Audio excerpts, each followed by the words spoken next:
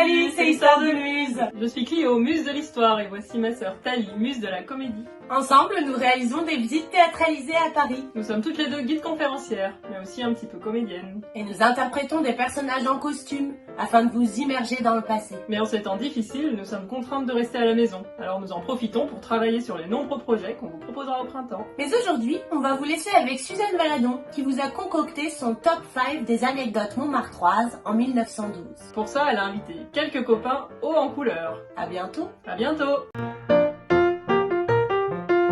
Bonjour à tous, je suis Suzanne Valadon, je suis peintre à Montmartre.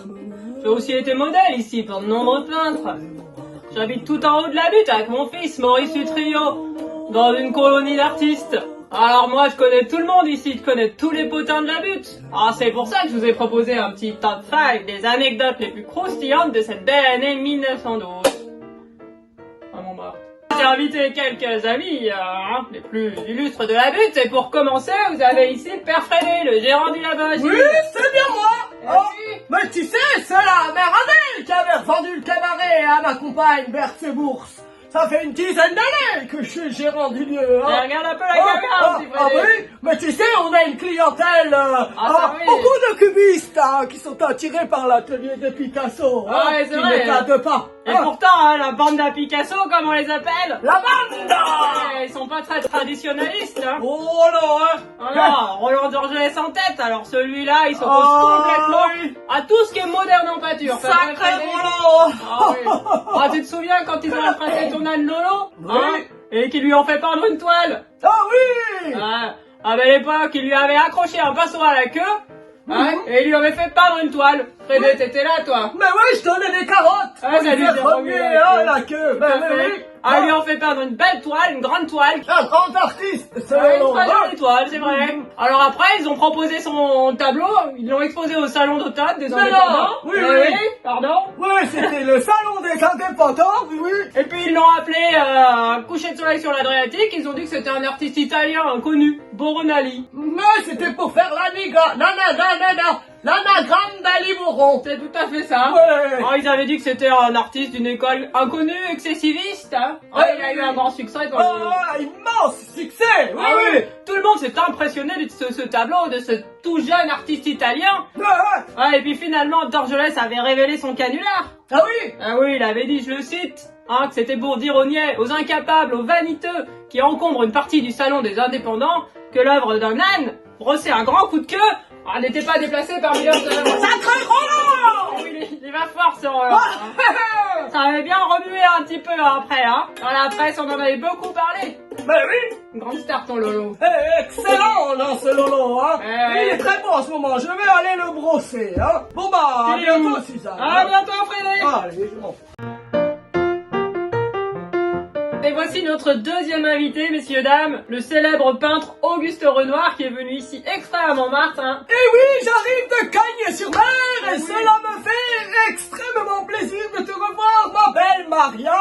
Oh, Auguste, tu sais que plus personne ne m'appelle Maria maintenant. Ah bon? Et oui, ici maintenant tout le monde m'appelle Suzanne. Ah oui, mais pourquoi? Ça c'était une idée de Lautrec qui trouvait que mon vrai prénom, Marie-Clémentine, avait des connotations trop sages pour une jeune fille qui posait nude devant des peintres vieillards. Bah dis donc, quel culot. Je n'étais pas si âgé à l'époque. Et oui, mais il ne parlait pas de toi, je crois. Ah, mais de Pierre. Exactement, Puvis Chavannes, hein, pour qui j'ai posé longtemps avant toi. Oui, c'est plus ton- tard que j'ai été ta modèle. Oui, et ma maîtresse. Ah. Eh oui, c'est vrai. Enfin, comment résister? Ah, tu étais si beau. Eh oui, et toi aussi, hein. Ah oui, j'étais toute jeune, moi. Eh On oui. se baladait bras dessus dans les rues de Montmartre, hein. Ah, Alors, c'est vrai. On était heureux. Tu posais pour moi, Ah hein. oui, enfin, t'as quand même préféré Aline, hein, qui est maintenant ta femme. Oui, mais tu sais, hein, tu étais une volage à l'époque, et puis, enceinte d'un père inconnu. Aline était disponible, elle m'a donné 3 beaux enfants. Eh oui, nous sommes restés bons amis, c'est vrai. Mais Aline a longtemps été jalouse de toi. Oh, ouais. C'est elle qui avait demandé à poser pour Danse à la campagne. Eh oui, j'étais censé poser pour les 3 tableaux. Danse à la ville, Danse à Bougival. Enfin bon. Mais enfin, cela permettait de faire un beau contraste, hein, entre 2 types de beauté, n'est-ce pas? C'est vrai. Non, ils ne se ressemblent pas du tout. Hein. Et puis tu nous as réunis finalement dans ce grand tableau. Oui, les grandes baigneuses, je les ai fait poser séparément, mais après je les ai mis toutes les deux à côté dans mon tableau. Eh oui. Ainsi, j'ai réuni mes 2 maîtresses pour l'éternité. notre troisième invitée a été l'artiste la plus célèbre et la plus payée de Paris il y a quelques années. Ah, une grande danseuse de French Cancan, la Goulue. On appelle aussi Louise Becker. Ah, mais dis donc, quelle entrée! Assieds-toi un petit peu. Eh oui, Suzanne! C'est bien vrai que j'étais la reine de la nuit il y a une vingtaine d'années, hein? Eh oui, on l'a surnommée la Goulue parce qu'elle avait l'habitude de finir les verres des clients à chaque fois qu'elle passait à leur table. Oh oui, c'est vrai! Moi, j'ai commencé à danser sur les planches du Moulin de la Galette dans les années 80. Après, avec Valentin, on a été débauchés au Moulin Rouge où on a accompli une brillante carrière. Ah, mais les choses sont plus pareilles. Aujourd'hui, c'est la Miss Tinguette qui fait fureur au Moulin Rouge, hein? Ah, c'est bien vrai, mais toi, tu as fait plein d'autres choses. Tu as été dompteuse de fauves, il me semble, non? Oui, c'est vrai! Oh, j'avais essayé de faire une carrière solo, mais ça n'avait pas marché. Oh, mais j'ai lu dans le petit journal illustré un article effrayant qui racontait que toi et ton mari, vous aviez été attaqués par un puma. Oui, absolument, ça fut atroce. Oh oui. Ah, mon mari s'en est tiré avec de sévères blessures. Eh oui, mais j'ai même lu que c'était toi qui étais rentré dans la cage et qui avait vaillamment défendu ton mari et qui n'arrivait pas à se défendre de ce puma. Oui, tout à fait. C'est grâce à moi qu'on a pu abattre la bête. Après, j'avais continué à faire un petit peu de domptage, mais ce n'était plus pareil sans mon mari. Et qu'est-ce que tu fais maintenant? Je fais un peu de danse du ventre. Tu veux que je te montre? Oui. Maintenant, on endort les lions. Comme ça, ils ne mourront plus. Et voici notre quatrième invité, un jeune peintre de la pute, Pablo Picasso. Hey, Susanna! Hey, tout le monde! Eh, messieurs, dames, vous savez que Picasso est un des peintres les plus en vue de la butte. Eh oui. Il habite pas très loin de chez moi. Une colonie d'artistes, le bateau Lavoir. Tout à fait, oui. Toujours fourré avec tous ses copains qu'on appelle la bande à Picasso. La banda, oui. Exactement, que des poètes. Eh oui, il y a une bonne ambiance au bateau Lavoir, hein. Eh. On fait tout le temps la fête, même si nous sommes pauvres.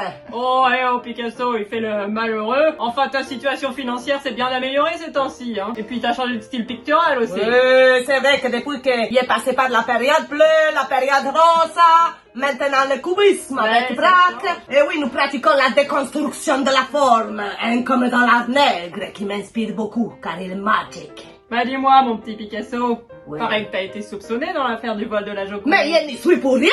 Oh, il paraît quand même que t'as volé des statues ibériques il y a pas très longtemps. Non, je les ai juste achetés à Guillaume, hein. Oh. C'est Guillaume Apollinaire qui avait un copain qui a volé des choses au Louvre, mais moi je n'y suis pour rien. Mais qu'est-ce que vous avez fait de ces statuettes? Bah, Vous les parlez pas on a eu peur, on a essayé de les balancer dans la Seine, et puis après, finalement, on l'a pas fait. Je ne sais pas comment la police a pu remonter jusqu'à moi. Je pense que Guillaume a tout balancé. Moi, je n'ai rien dit, tu sais. J'ai même dit que je ne le connaissais pas. Du coup, il est tout fâché, hein. Ouais, j'ai entendu dire ça, Fernand m'en a parlé. Oui. C'est quand même dommage, vous étiez copains comme cochons tous les deux. Oui, c'est vrai. Enfin, il a quand même passé une semaine en prison, ce pauvre. Oui. Ouais, alors que toi, tu t'en es plutôt bien tiré. Bon, quand même, hein, mon atelier a été fouillé de fantômes combles, vous savez. Et j'ai été longuement interrogé, hein. Ouais, ça a rien Mais trouvé. c'est Suzanne, je suis détruit d'être mal avec Guillaume, il va me raviver. Voici notre cinquième et dernier invité. Cette fois-ci, c'est mon fils, Maurice Utrio, un grand peintre. Bonjour. Ah, vous savez, je l'ai eu quand j'étais toute jeune. J'avais à peine 18 ans. Je savais pas trop qui était le père. Le père inconnu, comme moi. Bah ouais, c'est la fierté de la famille. Ouais, mais toi, t'as été reconnu par mon ancien amant, Miguel Utrio. Oh, lui, j'ai jamais pu voir en peinture. Non. Puis c'est pas mon vrai père. De toute façon, toi, tu menais une vie dissolue, c'est mamie qui s'est occupée de moi. Enfin, pour ma défense, c'était pas un enfant facile, hein. Et ma mère se gênait pas pour lui donner des verres de vin pour le calmer. Ouais. C'est pas trop aidé, ça. Bah, c'était le bon temps, hein. Ah, oui. Maintenant, faut ruser pour avoir mon jaja, hein. Mais oui, mais mon Maurice aussi, tu te mets dans des états incroyables. Tu te souviens, il y a 3 ans, hein, quand t'étais revenu tellement ivre que André avait dû t'aider à monter les escaliers. Ah, il a bien prévu son coup pour te séduire, ce fourbe d'André, hein. Ouais, c'est vrai, je suis tombée immédiatement amoureuse de lui. Bah, si c'est pour parler d'André, moi, je vois pas. J'ai jamais pu digérer ma petite amourette de dégénéré. Oh. Puisque là, il est pas plus vieux que moi, hein. Et pas moi, il rogne, hein. Allez, Maurice, va faire un tour. Oh, faites pas trop attention à lui, hein. Il est un petit peu excité parfois. Mais c'est vrai, si vous voulez tout savoir, c'est vrai que j'ai eu des histoires compliquées. Hein. J'étais marié à l'époque avec un banquier, Paul Moussy. Hein, c'était un ami d'Eric Satie avec qui j'étais en couple aussi. C'était compliqué tout ça. Mais Paul Moussy il m'avait donné une situation confortable. J'avais une belle maison. Mais je m'ennuyais tellement là-bas, j'ai voulu revenir voir cette bohème montmartroise. Alors je l'ai quitté. Du coup, il m'a coupé les vivres. Ah, je suis venu m'installer ici à Montmartre avec André Luther et Maurice. Bon, c'est vrai que la cohabitation entre André, Maurice et moi est parfois un petit peu... Hein, les habitants de la butte nous appellent. Je sais pas trop ce que fait Maurice, je commence à m'inquiéter. Maurice, qu'est-ce que tu fais? Oh, écoutez, monsieur Dame, je dois aller voir ce que fait mon fils. Merci de m'avoir